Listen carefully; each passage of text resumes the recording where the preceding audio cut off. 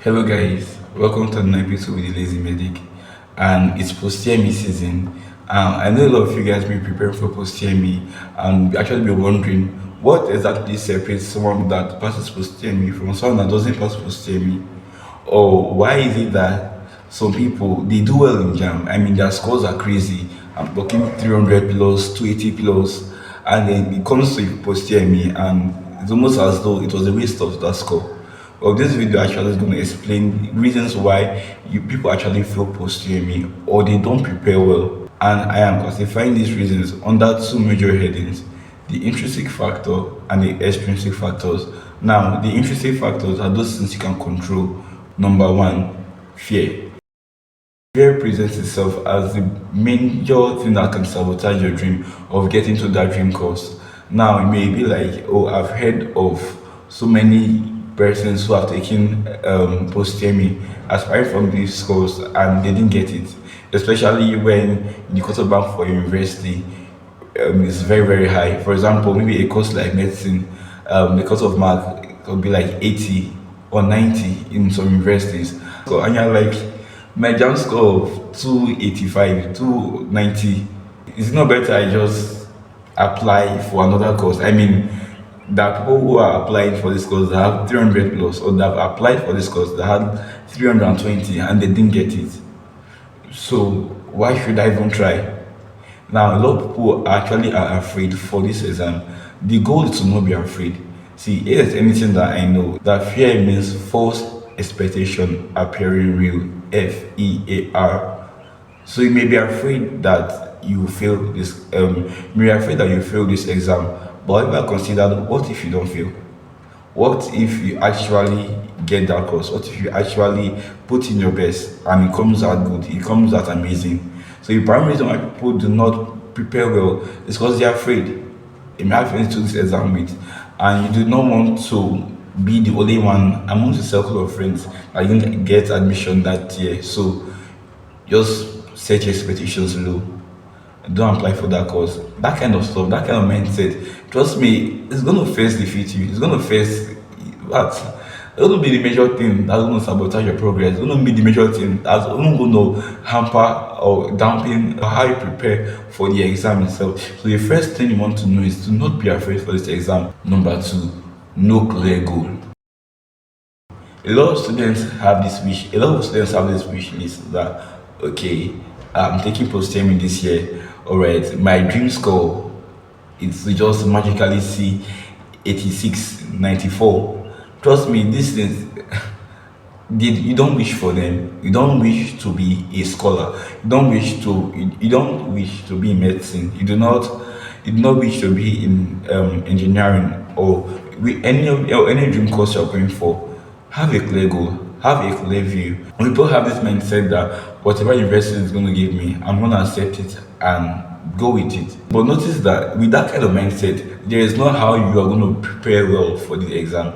There's not how you're going to put in your best for the exam or in preparing for the exam. So you want to make sure you have a clear goal.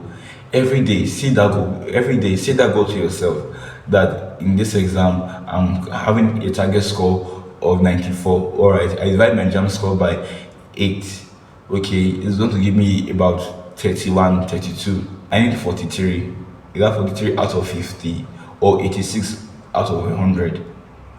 Always have that clear goal before you. Ask people who have excelled at this exam, they will tell you one thing: they had a clear goal, they had a clear vision of what they wanted for this exam. In the comment section, write out what exactly is your goal for this post-TME examination, and how would you rate your preparation towards getting that dream score. Number 3, overestimation of your capability. Maybe like, is it actually possible to overestimate how much you can actually do? The truth is yes. While it's true that there's no limit to how much you can achieve, it's very possible for you to overestimate how much you can do per time. Let me give you the scenario. Student A has a jam score of 336, and that's a very high jam score. That's an amazing jam score.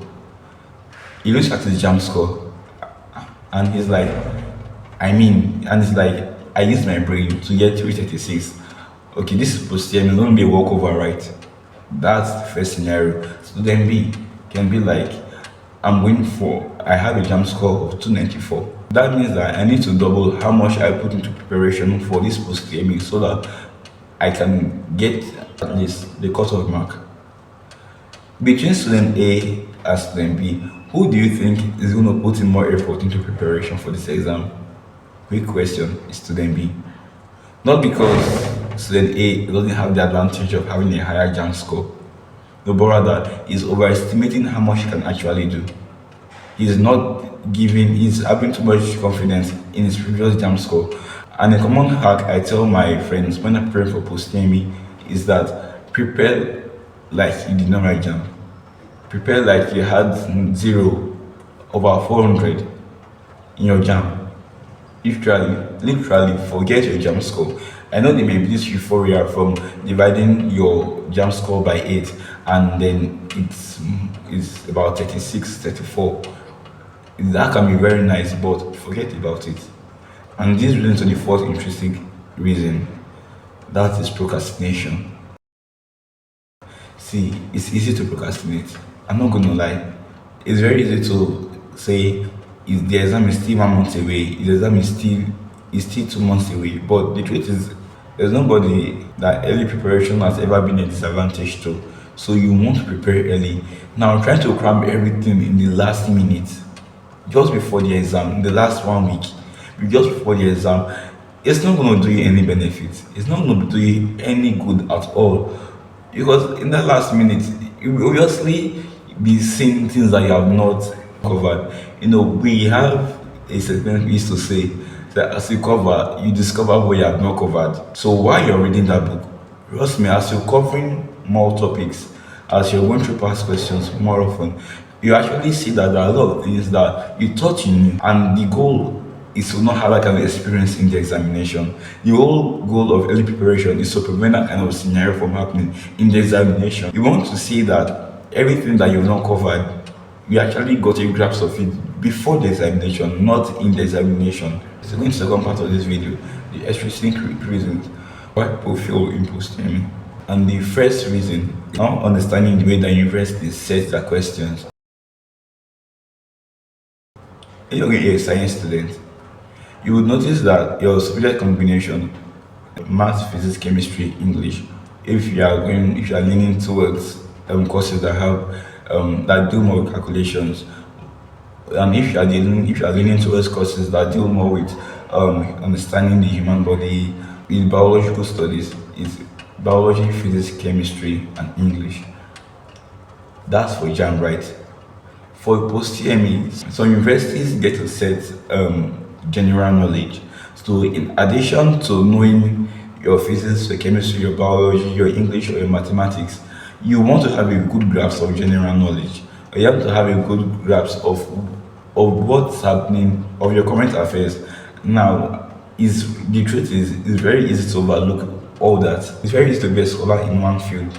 Okay, I'm a biology student, or I'm a scholar in biology, in English, physics, but chemistry are not so good.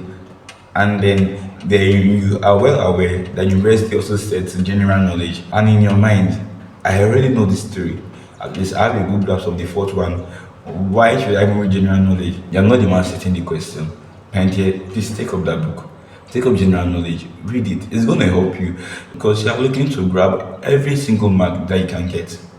So it's not going to be nice where you got all the physics questions, all the biology questions, all your core subject questions, but then the general knowledge, you didn't know anything.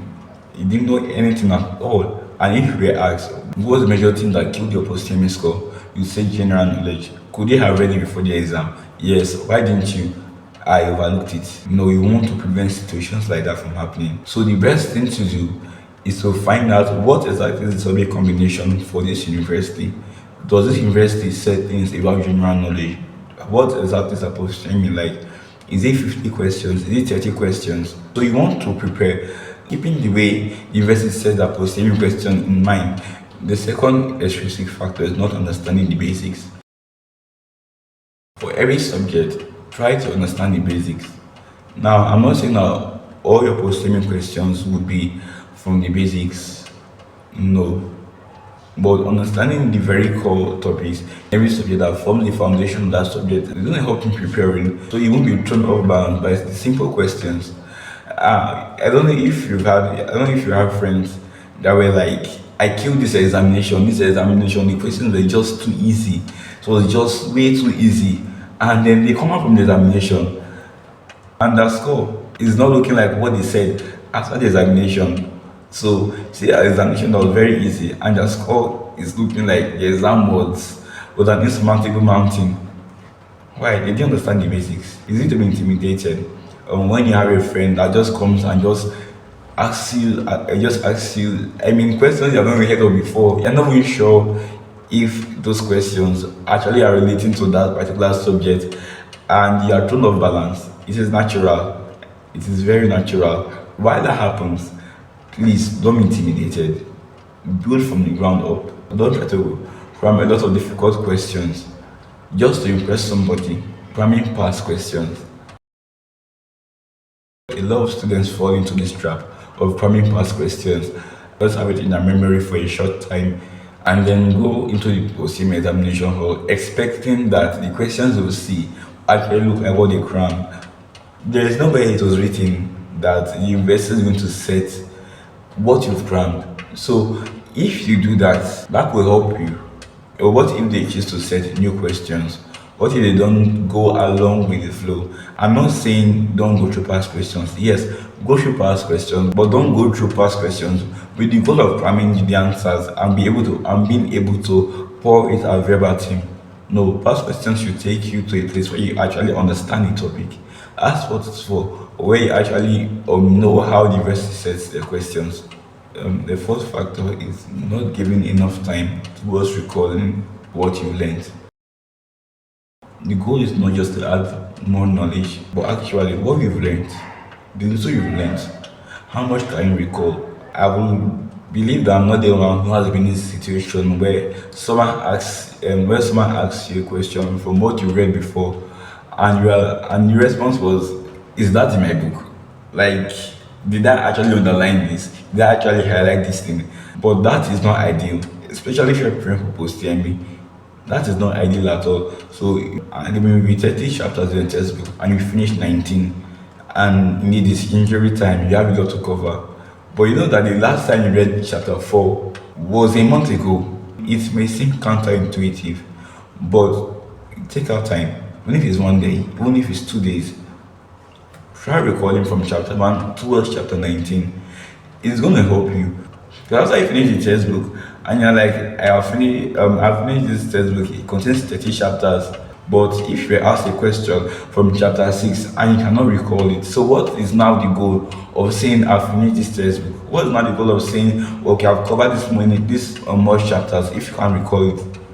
So recalling itself, taking our time to recall, is an integral part of learning.